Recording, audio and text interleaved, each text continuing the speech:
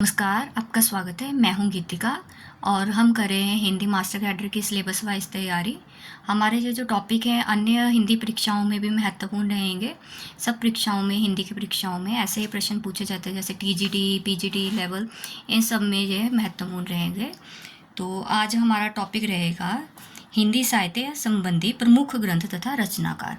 हमने हिंदी साहित्य का नामकरण और जो उसका काल विभाजन, सीमांकन जो इतिहासकारों ने करा था वो हमने कर लिया। अब कुछ अन्य महत्वपूर्ण ग्रंथ हैं जिसके बारे में पेपर्स में प्रश्न पूछ लिया जाता है, तो इनके संबंधी भी आप इनको ध्यान में रखें। लिखिए, हिंदी साहित्य इतिहास संबंधी प्रमुख ग्रंथ।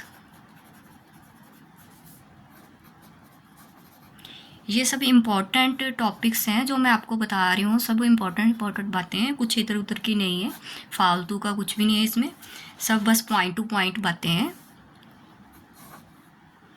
सबसे पहले लिखिए जो हमारा ग्रंथ है, हिंदी साहित्य का वैज्ञानिक इतिहास। हिंदी साहित्य का वैज्ञानिक इतिहास। ये ग्रंथ हमारा लिखा है डॉक्टर गणपति चंद्र गुप्त।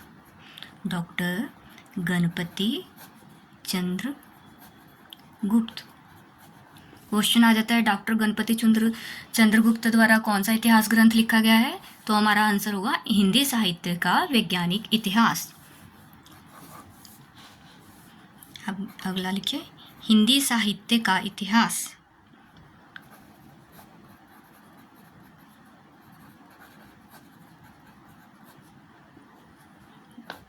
इसको 1973 ईस्वी लिख लीजिए इसका साथ में।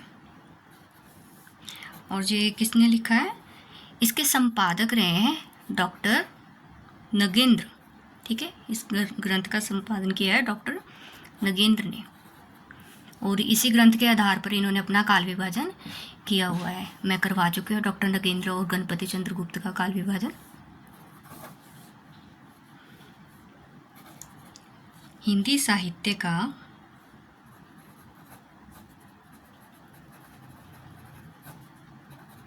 दूसरा इतिहास।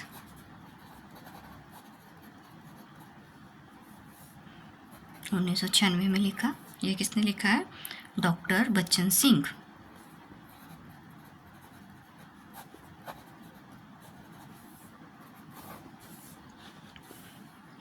हिंदी साहित्य का आधा इतिहास।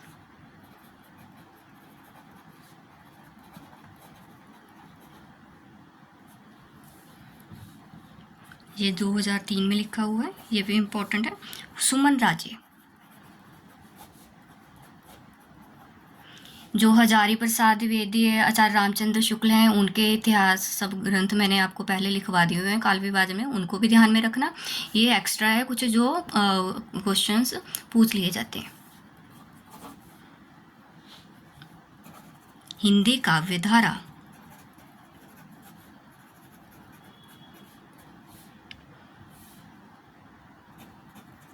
उन्नीस सौ 44, पंडित राहुल सांकृत्यायन।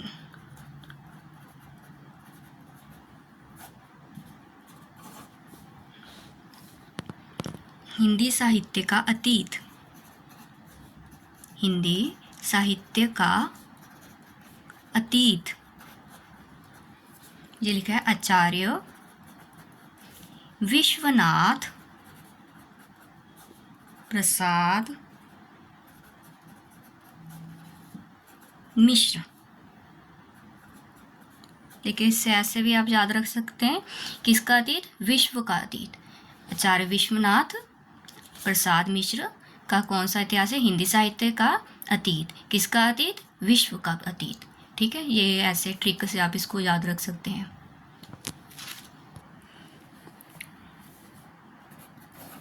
हिंदी भाषा का विकास। हिंदी भाषा का विकास, ये ग्रंथ भी महत्वपूर्ण रहेंगे। ये 3 ग्रंथ लिखे हुए हैं हमारे डॉक्टर श्याम सुंदर दास ने 1924 में। देखिए, डॉक्टर श्याम सुंदर दास। ठीक है, भाषा का विकास कैसा हुआ? सुंदर हुआ। फिर है हिंदी भाषा और साहित्य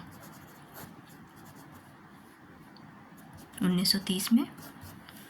ये भी किसका है? डॉक्टर श्याम सुंदर दास।